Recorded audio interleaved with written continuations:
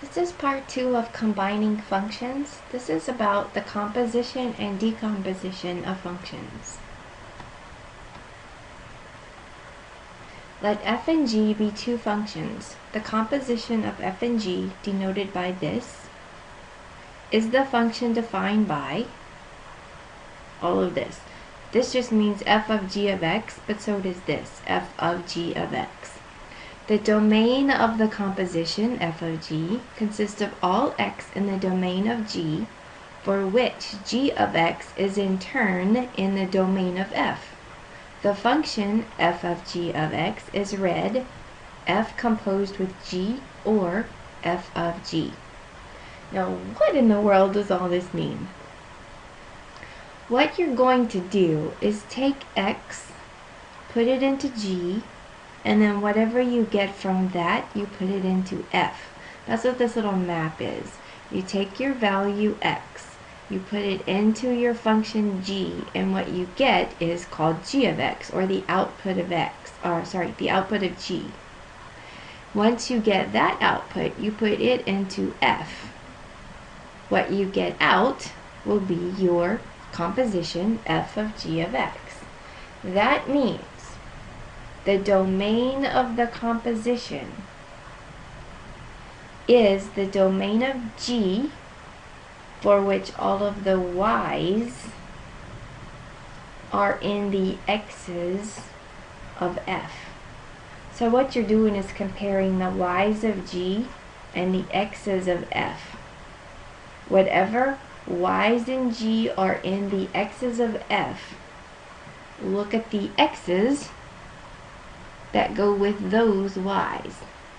These will represent the domain of the composition f of g of x. Whoa, that was crazy, wasn't it? Okay, given this function, f of x equals 2x squared minus 5, and g of x equals x plus 2 in the greatest integer function, find f of g of 4. So f of g of 4, I like to write it this way, f of g of 4. That way it tells me exactly what to do. This means put 4 inside g, evaluate that, and once I get that, put it inside f. So I have f of something. Well, g of 4, I put 4 in here for x. So I have the greatest integer of 4 plus 2. Well, that would be f of 6. The greatest integer, 6. Well, 6 is an integer, so if you remember the greatest integer function, you know you want to find f of 6. Well, that means you put 6 in the place of x here. So we have 2 times 6 squared minus 5. And 6 squared is 36. 2 times 36 is 72. And 72 minus 5 is 67.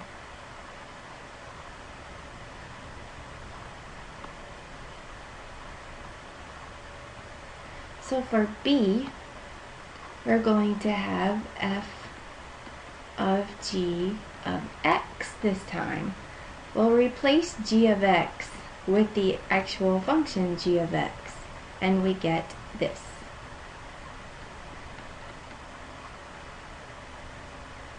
So this means put all of this in the place of x that's in f.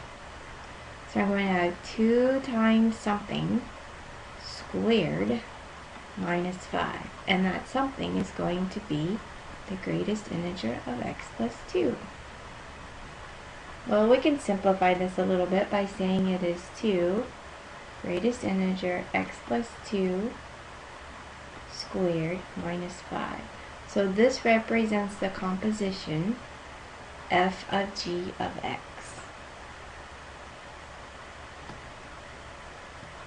Let f of x equal the absolute value of x minus 2 and g of x equal x plus 1 all over 3. Find formulas and state the domains for f of g of x and g of f of x. Well, let's look at f of g of x first. I take my g and I put it inside f. So I have f of x plus 1 over 3. That means I replace x with all of this. So I have the absolute value of x plus 1 over 3 minus 2. Well, let's make this look a little bit better. 2 is the same thing as 6 over 3, right? So I can write this as x plus 1 over 3 minus 6 over 3. Well, now we have common denominator, so we can combine the numerators. X plus 1 minus 6 would give us x minus 5 all over 3. So this will be our formula. F of g of x is equal to this. We need to know what the domain of that is. Do you remember how to figure that out? There are a couple of different ways. First thing you could do is think about the parent function. Remember, that would be the absolute value of x, which makes this V-shaped graph like that. Well, if you put that 1/3 in front of it, this little 3 down here means multiply the whole thing by 1/3. That means it's going to get short and fat, so it's going to end up doing this. But it's still going to be sitting at the origin. But if you do a minus 5 on the inside of the function, that would make it go to the right 5 places. So we have our graph to the right, but it's short and fat. So what would the domain be? The domain is still everything in both directions, right? So the domain for this one is going to be negative infinity to infinity.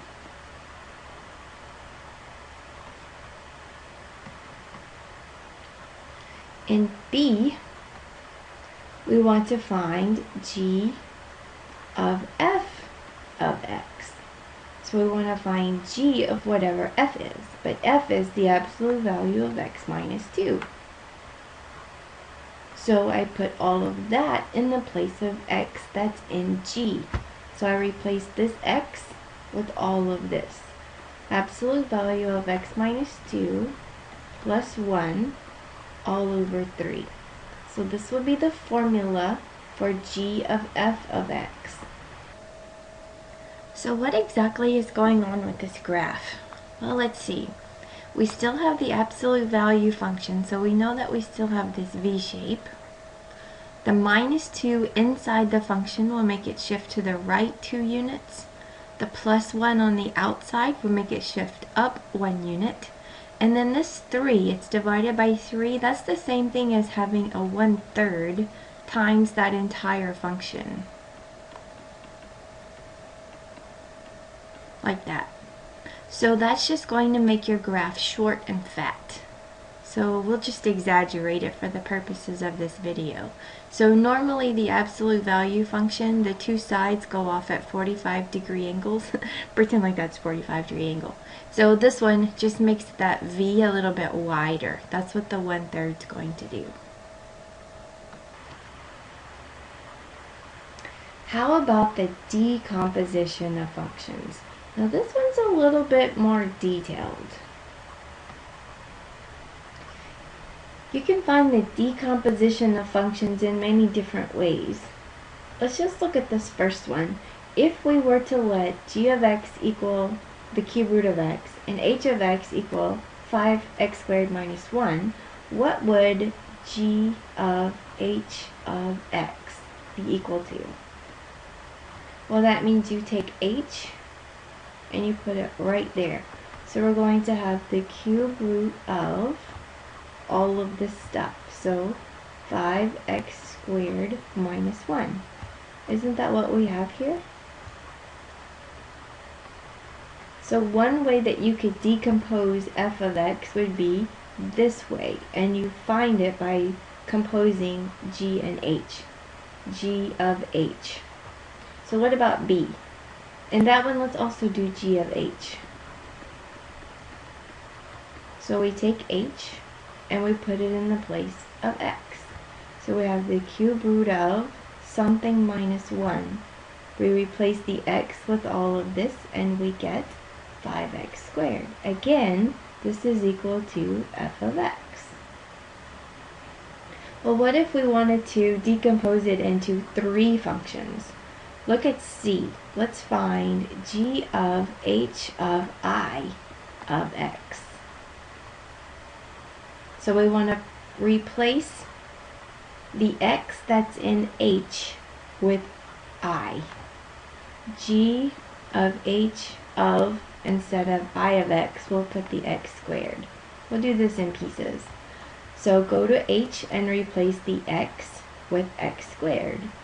G of 5x squared minus 1. Now you take all of this and you put it in the place of x that's in g. So we have the cube root of 5x squared minus 1, which is also equal to f of x.